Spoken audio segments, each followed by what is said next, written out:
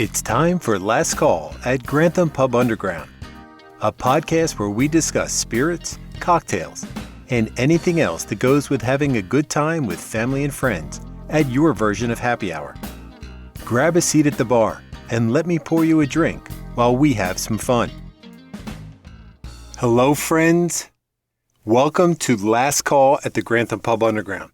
This is the first episode of the podcast that goes along with the Grantham Pub Underground over on YouTube. So I'll start right off. If you haven't already checked it out, please take a minute, go check it out. And if you have checked it out, maybe that's why you're here. So welcome to you as well. Grab a seat at the bar, because what's going to happen in these podcasts is in the videos, I make a lot of drinks. We talk about cocktails, spirits, that kind of thing. But I can't really get into in depth and have a good conversation with you about some of the things that I'd like to explore that there just isn't enough time to do in a video. So today we're going to start right off and get into a conversation about probably one of my favorite things when it comes to spirits. And if you watch any of the videos from Grantham Pub Underground, and if you've been with me for any period of time, you know that my favorite, or at least one of my favorites, is bourbon. So today we're going to talk about bourbon. But before we get started, why don't we have a little bourbon? Now, this is just a little bit of bourbon over, or maybe not so little bit of bourbon, over some ice. And typically, in a perfect world, this would be clear ice, but it's not clear ice. It's just one big ice cube. And we'll get into why one ice cube is better as opposed to a lot of little ice cubes in a little bit when we talk about tasting bourbon. But for now, cheers, before we get into a good discussion about bourbon. So what are we going to talk about? First, we're going to talk about what is bourbon. Then I'm going to give you a little bit of history about bourbon. And then a controversial subject to some. We're going to touch a little bit about Tennessee whiskey. And is it or is it not bourbon? Then, like I said before, I'm going to give you some pointers and talk about how to taste bourbon and how to have a bourbon tasting party. We talked about that in the video, but in here, when we have a little more time, we can get into a little more detail about it, and you can have a really good time with your friends, family, and try some bourbons, different kind of bourbons, and just have a good time. So let's jump right into it. First, what is bourbon? Well, bourbon, if you don't know, is the quintessential American spirit. It was made in America. It was derived from Americans, and to be bourbon, to be classified as bourbon, Congress came out with the rules about what is bourbon. I don't know if they came out with the rules, but they classified bourbon as a truly American spirit. But to be called bourbon and to be labeled as bourbon, it has to meet certain qualities. Has to be made in America. Has to be at least 51% corn. The other 49% can be a lot of different things. Barley, wheat, rye. But it's got to be 51% corn. When it's distilled, it can't be any more than 160 proof. When it starts aging, it can't be any more than 125 proof. And in the bottle, it has to be at least 80 proof. So that is what makes bourbon. So where did bourbon come from? As you know, I'm sure you know, America is a country of immigrants. As Bill Murray said in Stripes, Americans have been thrown out of every decent country in the world. They came to America.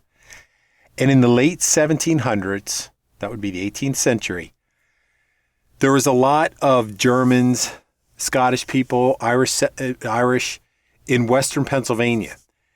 And what they were doing is they were making rye whiskeys.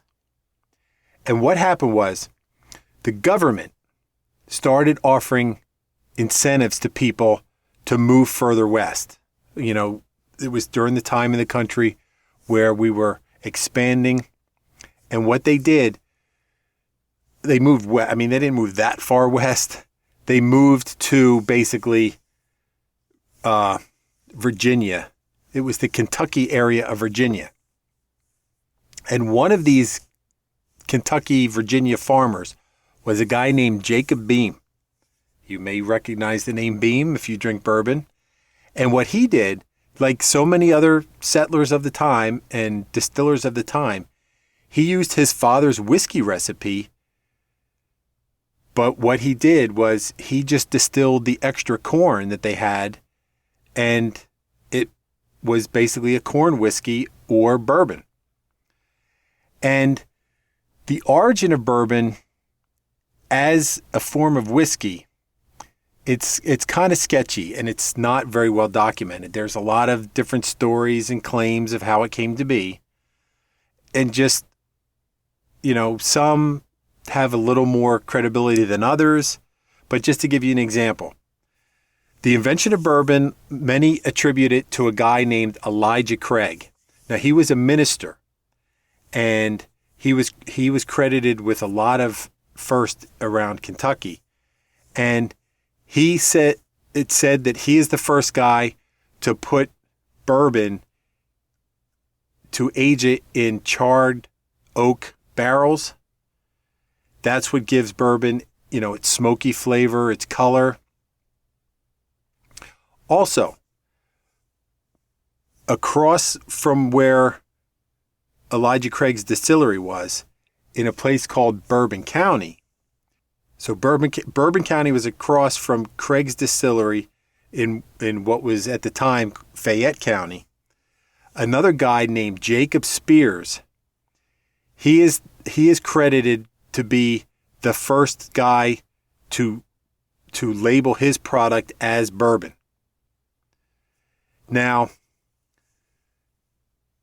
even though it's the tale is told often and it's very popular, a lot of people suspect the Elijah Craig story a lot. And whereas the Jacob Spears story, it's a local favorite. You'll hear that a lot in the area down there, but you don't necessarily hear it outside the area. Well, now what this comes to mean is probably there was no one person that invented bourbon, so to say. It basically just came out of a conglomeration of all the travelers, not the travelers, but the settlers of the time, of how they made whiskey, aged whiskey, what grains they used, the barrels, and so forth. So where did the name bourbon actually come from?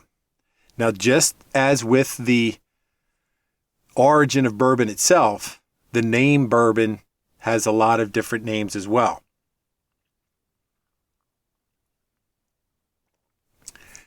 Now, there was a historian by the name of Michael Veitch, and he, all these stories that I just told you about, he kind of disputes them somewhat. He proposed that the name bourbon actually came from New Orleans and famous Bourbon Street, because at the time that was the port city, and that the Kentucky whiskey, which is bourbon, was sold as a cheaper alternative at the time down there than the fancy French cognac. That's one story. Another story is that its name came from a geographic area of a place called Old Bourbon, which was the original Bourbon County in Virginia from around 1785. That area back then in Virginia now makes up a lot of today's eastern Kentucky, which includes Bourbon County in Kentucky. And that became a county in Kentucky when Kentucky separated from Virginia in 1792. Like I said, when Americans pushed west of the Allegheny Mountains after the Revolution, the counties that they settled, or the areas, covered vast counties. Now, of the original huge counties was this Bourbon County, which was established, like I said, in 1785. And it was named after a royal family in France. Now, in the early 19th century, or the early 1800s, that is, people were still calling this area Old Bourbon. Now, within this Old Bourbon area was a port on the Ohio River in Maysville, Kentucky.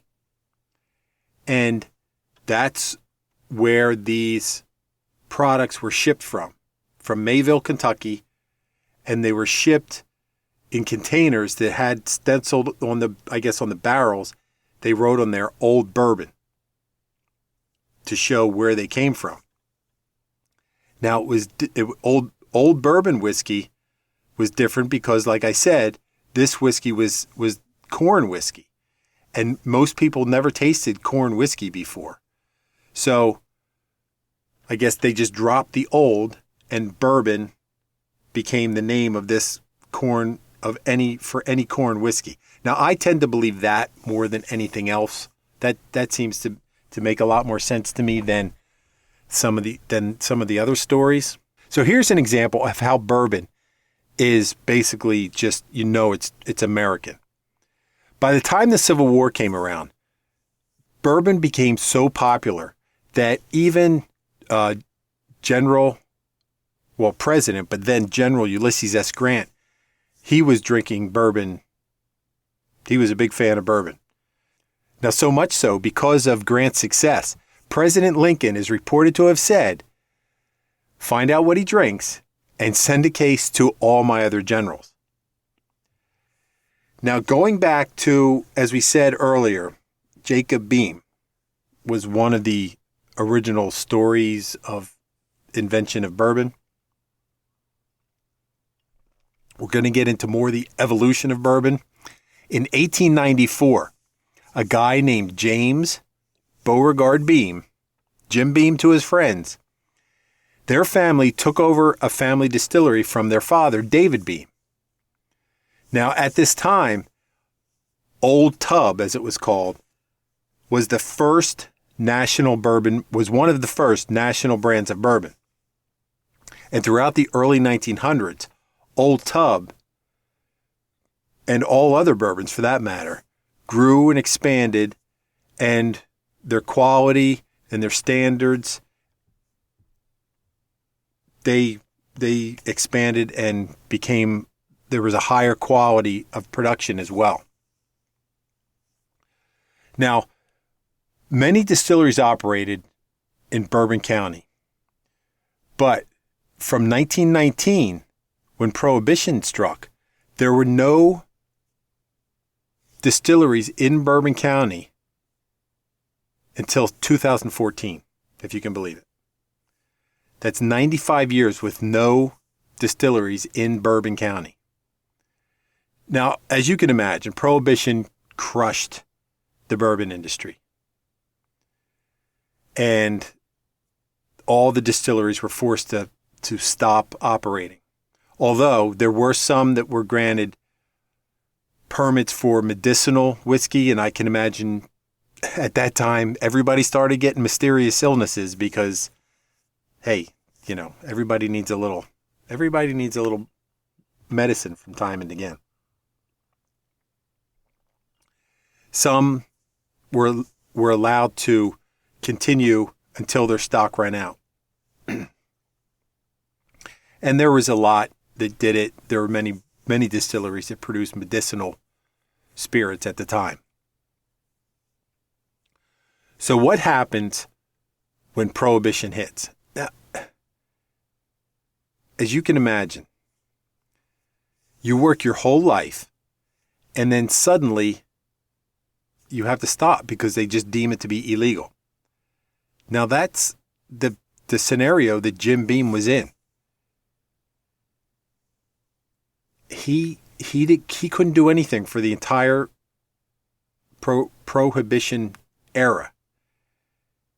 And it was the only time in Beam's 220-year history that they did not distill bourbon. So what happened? During this time, Jim Beam's daughter Margaret, married a guy named Frederick Booker Noe. And their son, Frederick II, he became a master distiller, and he actually went on to take over and run the Beam family distillery. So when Prohibition was repealed in 1933, you'd think everybody would be like, hey, Prohibition's repealed, everybody, let's drink. Nope, not for Jim Beam.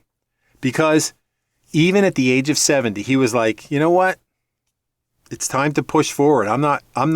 This is not the celebration. The celebration is time to move forward. So what he did, he rebuilt his entire operation in Kentucky, Claremont, Kentucky to be exact. And it only took him 140 days. What's that? 4 months? Yeah, 4 months. Rebuilt everything in 4 months. But he still didn't even celebrate then.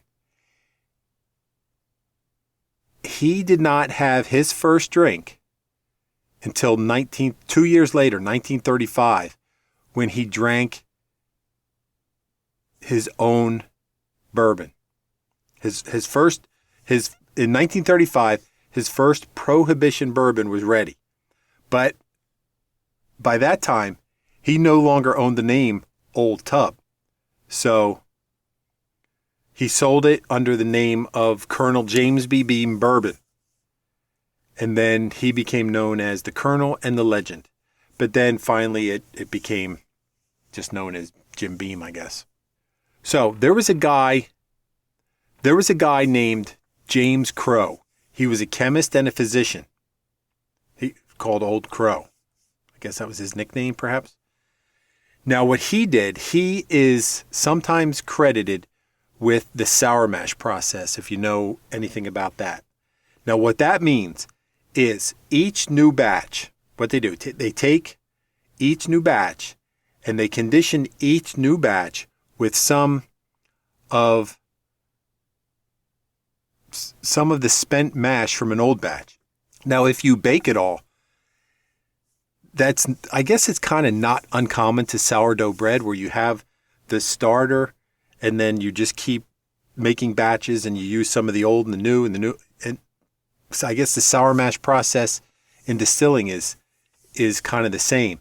And what this does is it controls the growth of bacteria that can sometimes taint the whiskey. It keeps the pH kind of in check, and it lets the yeast do its thing. Now, like I said before, bourbon is the quintessential American spirit. In 1964, a concurrent resolution by Congress declared bourbon to be a distinctive product of the United States and asked the appropriate agencies of the United States government to take appropriate action to prohibit importation into the U.S. of whiskey designated as bourbon whiskey. So there is no bourbon whiskey outside of the U.S. If somebody's making their version of a corn whiskey anywhere but in the U.S., they can't call it bourbon. So as we mentioned, bourbon and Tennessee whiskey, which we'll get into in a minute, is really growing in popularity in manufacturers, distillers. It's very popular. The Distilled Spirits Council of the United States, or DISCUS, what they do, they track the sale of bourbon and whiskey. I guess they probably track this for all spirits. But according to them, from 2009 to 2014, the volume of, I guess this is sales, of 9-liter cases of whiskey increased by 28.5%. And high-end stuff went up 46, almost 47% during that same period. In 2014 alone, more than 19 million 9-liter cases of bourbon and Tennessee whiskey were sold in the United States, generating revenue of almost $2.7 billion. Now that's a lot of bourbon. I can't even drink that much. And they do export it. The U.S. exports of bourbon surpassed $1 billion for the first time in 2013. And in 2014, the total spirit exports of $1.6 billion, $1 billion of that was from bourbon. So that just kind of tells you what bourbon's got going on for it these days. So now for the controversy. How many of you people think Jack Daniel's is bourbon? Let's get into it. Tennessee whiskey. Is Jack Daniel's bourbon? The short answer is no. And I'm going to tell you why. Jack Daniel's is made almost exactly like bourbon. Made like bourbon, pretty much tastes like bourbon. It's a little bit different. So they choose to call it Tennessee whiskey. And the thing that makes it special is this thing called the Lincoln County process. Now, Tennessee whiskeys go through a filtering stage. The Lincoln County process is a filtering stage in which the whiskey is filtered in layers of maple charcoal, and then it's put into a new barrel, charred barrel, for its aging period. A lot of the distillers think that this improves the flavor, and this process was invented in Lincoln County, Tennessee, so it became known as the Lincoln County process. And that's actually where Jack Daniel's started its operation. But the funny thing is, nowadays, there's only one distillery in Lincoln County, and that's Pritchard's, and they don't use the Lincoln County process. Now, aside from Jack Daniel's, some other Tennessee whiskeys that you might be familiar with, George Dickel, Uncle Nearest, Old Dominick, Chattanooga, Fugitives, Nelson's, and Pritchard's, just to name a few. Now, why is not Jack Daniel's called bourbon? The funny thing is, it's not called bourbon because Jack Daniel's doesn't want it to be called bourbon. People assume that you're not allowed to call Jack Daniel's bourbon. And they also assume that this charcoal filtering process prevents it from being called bourbon. It's not true. What happens is Jack Daniel's just doesn't want to be called bourbon. The makers of Jack Daniel's believe that although their process is similar to bourbon, this Lincoln County filtering takes it to another level and actually makes it better. A lot of people believe that it's not called bourbon, or the slightly different processes. Some people think that Jack Daniel's is an inferior product when it's not. I mean, I'll drink Jack Daniel's. Jack Daniel's is it's the best bourbon style of whiskey in the world. So why isn't it not called bourbon? If you go back to the repeal of Prohibition, when distilling restarted and rules were put in place, it defined the processes in detail and the classifications that producers had to use to describe their products, if that makes sense to you. There were standards that had to be met to be called bourbon, like we mentioned earlier. And this was a problem for the makers of Jack Daniel's. And although it was a problem, it wasn't their biggest problem, because Although Prohibition was repealed in 1933, Tennessee was still dry. They did not they did not allow distilling again until 1937, almost 4 years later. Well, 4 years later. So when Jack Daniel's started up again, they made things, but they couldn't sell them right away. They had brandy, they had unaged corn whiskey. They knew that their Tennessee whiskey would not need a label approval until 1941 because that's when it would be ready. So I guess it's 4 years from distilling to before it's ready for market. So what they did when they put their label into approval, they submitted their label for approval. They didn't submit it as bourbon. They began to negotiate with the government, and the Motlows, who are the producers of Jack Daniel's, their son Rieger, he was the head of the negotiations with the government. They never called their whiskey bourbon, and they weren't going to start now just because of their new rules. So just let me read to you a little bit what happened here. Jack Daniel's was told by the government that they had to call Jack Daniel's was told by the government that they had to call it bourbon. This is coming from Jack Daniel's spokesman. They objected and said that the fact that their whiskey was different and it doesn't have the characteristics of bourbon. Now, Rieger Motlow, he made several trips to the government offices in Louisville to argue his case. They even tested their product to see what was going on, and the government concluded that Jack Daniel's had, quote, neither the characteristics of bourbon or rye whiskey, but rather is a distinctive product which may be labeled whiskey. They even sent Mr. Motlow a letter, or actually they sent it to the company. And I'm just going to read a little bit from this letter here. The Bureau Laboratory has analyzed the samples submitted and has given careful consideration to the description of your manufacturing process. In view of the nature of this process and of the results of the analysis, it has been concluded that the whiskey in question has neither the characteristics of bourbon or rye whiskey, but rather is a distinctive product which may be labeled whiskey. Accordingly, no objection will be interposed to the continued use of the brand label, which was the subject of the Bureau's letter of January 28, 1941. So, although they did, get kind of a victory, they wanted the government to classify and come up with a classification of Tennessee whiskey, but they didn't do that.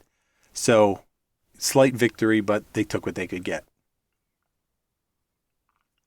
Now that we got all that out of the way, let's talk about tasting.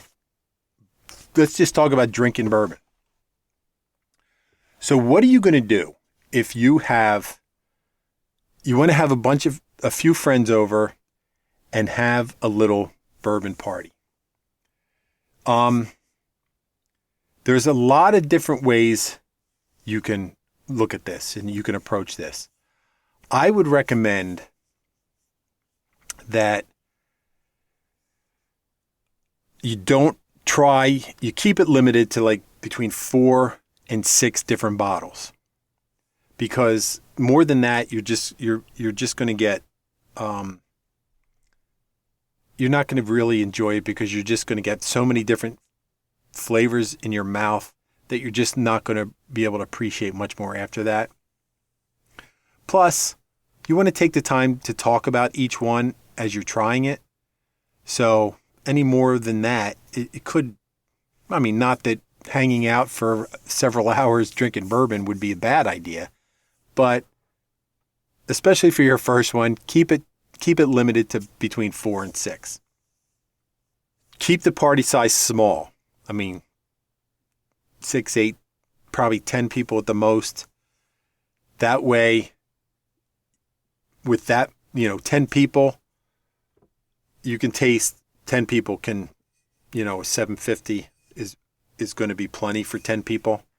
That way you won't have to worry about buying multiple bottles of the same kind. Now, another thing you can do is, as we'll talk about, you could have it be like a should I say covered dish, where every guest brings, you decide what kind of bourbons you're going to drink, and we'll talk about that in a minute. But each guest brings a bottle. That way you have some variation, and you're not getting crushed on your wallet buying 6 different bottles of bourbon for the party.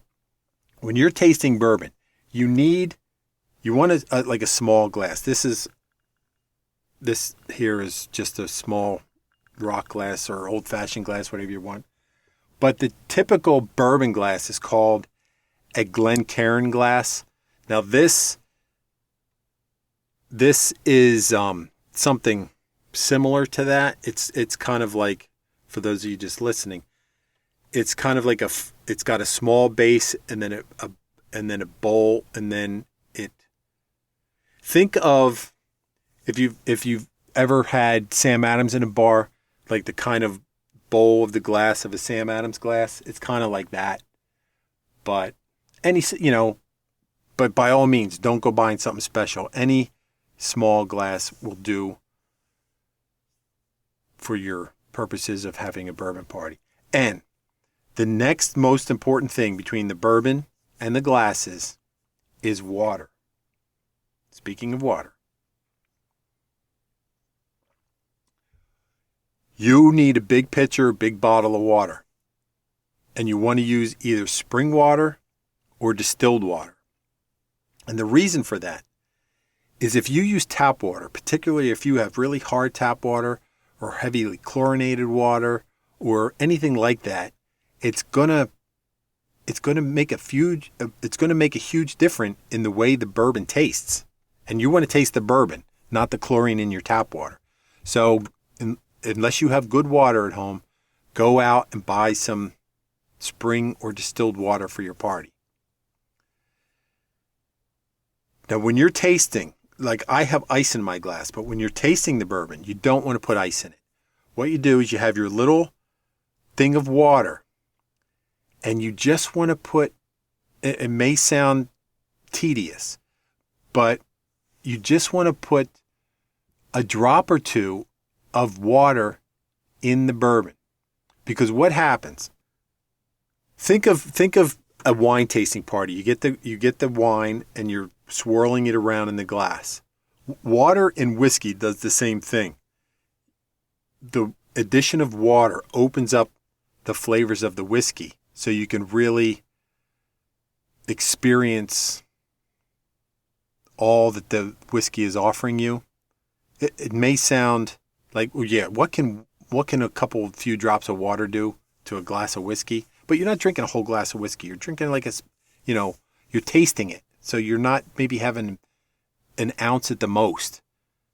It's just, trust me, just try it. And it's the same thing when you have a glass and you just put like one big ice cube in it. It kind of melts slowly, and you just get that little bit of water to open up the whiskey, and it just makes the experience better. You just have to trust me on this. Just do it and then get back to me and tell me what you think. So when you're tasting whiskey, there's a lot of things that you're looking for when you're tasting the whiskey. Like I said, the whiskey is at least 51% corn. Now, what is the other? Typically, it's either wheat or rye. These are the flavoring grains of the bourbon. Or it could be barley, malted barley specifically. The makeup of the grain in the whiskey is called the mash bill. And there are standard mash bills that can be up to 70% or more of corn, with the rest being rye or barley. There's also high rye bourbons, wheated bourbons, like I said. It just, there's going to be a lot of different things that you can do. Now you can mix and match the products. Like you could have a tasting of this way. You could have one high rye bourbon. You could have one wheated bourbon. You could have one standard mash bill bourbon. You could have a tasting that way. Or you could have what's called a horizontal tasting, where what you do is you try similar bourbons of different ages, like maybe like a 10 and a 12, or well, let's backtrack a little bit. We'll talk about so you're going to try different bourbons. We're going to get into the horizontal bourbons and horizontal tasting in a minute. So you want to try some wheated bourbons. Now, what are wheated bourbons? They're obviously bourbons that have wheat as their other grain. So just say you want to have a wheated bourbon party.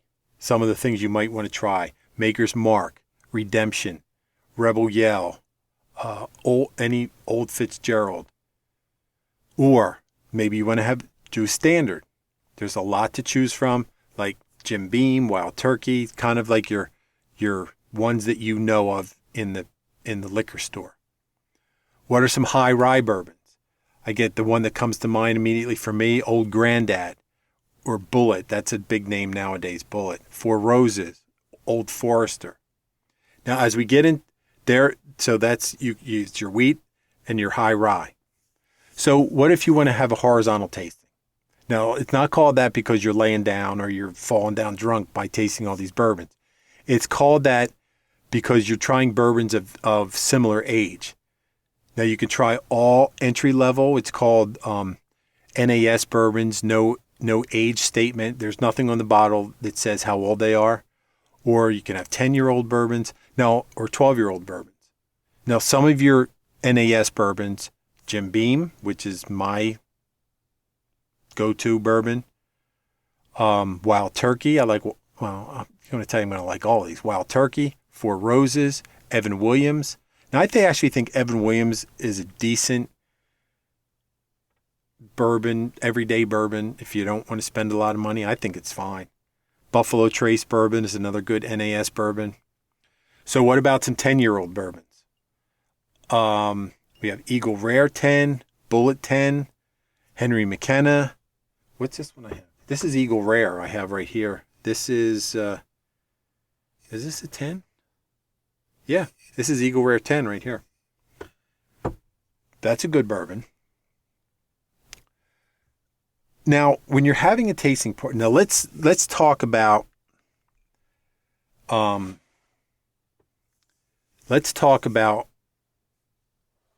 you're tasting,